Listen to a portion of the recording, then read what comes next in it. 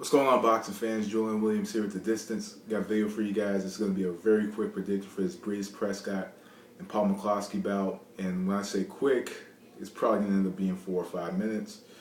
That's what I'm going to try to get to. Probably shorter. But anyway, with this bout, Paul Mccloskey versus Bredis Prescott. Bredis Prescott is a fighter that is very left-hand dominant. He likes to get the full extension out of his jab.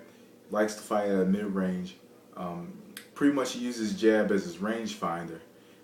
Doesn't really set up his left hook off of the jab, but I think in this fight he will need to use his jab to set up the other shots, whether it be up top or down to the body, because he does throw a decent straight right to the body when he throws it.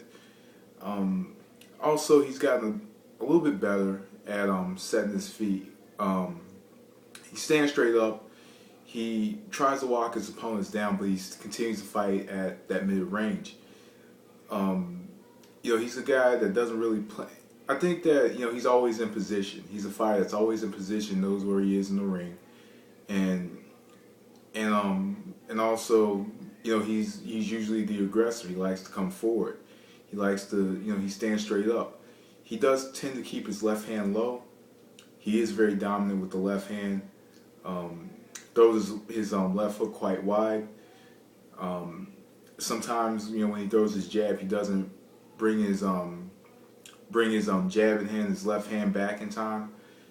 And also another thing to point out is from time to time his legs are quite wide. His base is wide, which is different if you're a defensive fighter.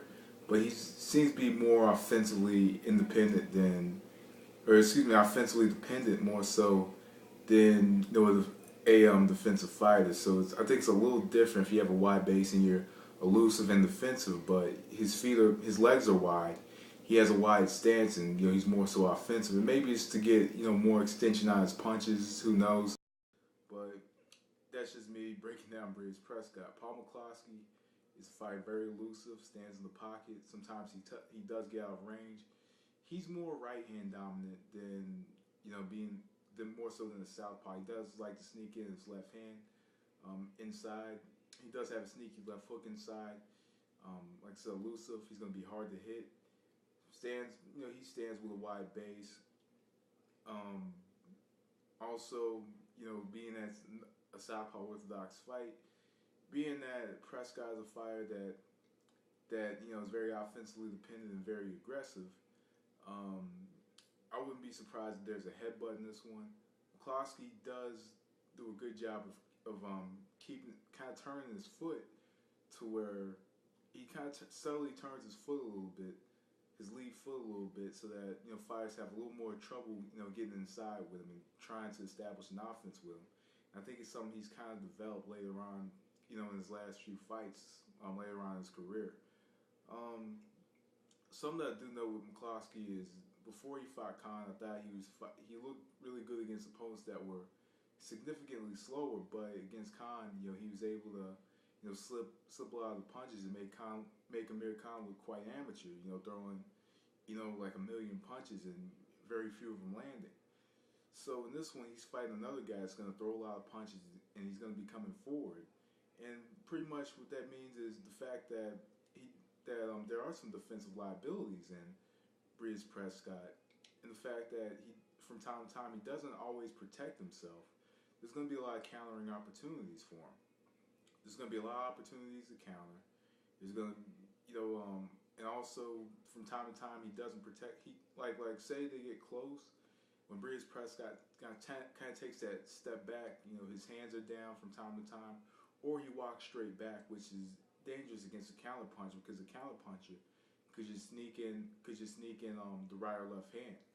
And Mccloskey, and I think Mccloskey can do that with Bredis Prescott, make it very difficult on him, and pretty much be elusive, and just make it difficult on Prescott.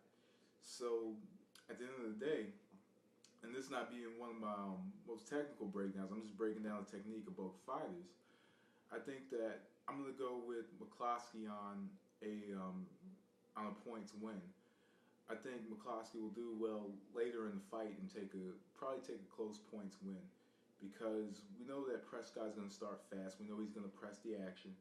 We know he's going to fight at mid-range, and I think that later on in the fight, Mccloskey's going to get a little bit, continue to get closer as the rounds progress. And also, Prescott's had trouble against fighters that moved. They had decent upper body movement and can counter him.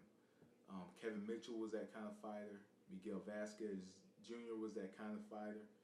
And Mccloskey, even though he doesn't move as much as those two fighters, he stands in the pocket and he counters.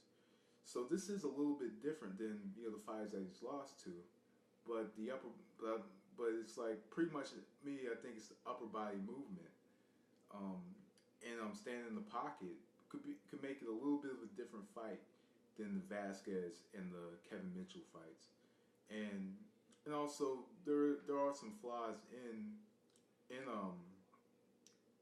Paul Mccloskey.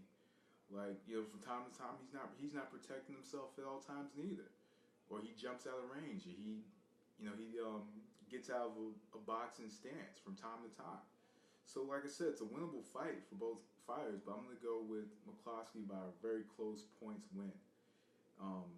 And also, a couple other factors. They said that from what I was reading, it took Mccloskey had some trouble making the weight. I hope that's not a factor against them, but we'll see. But I'm gonna go with Paul Mccloskey by close points win. So anyway, peeps, I'm out of here. Peace.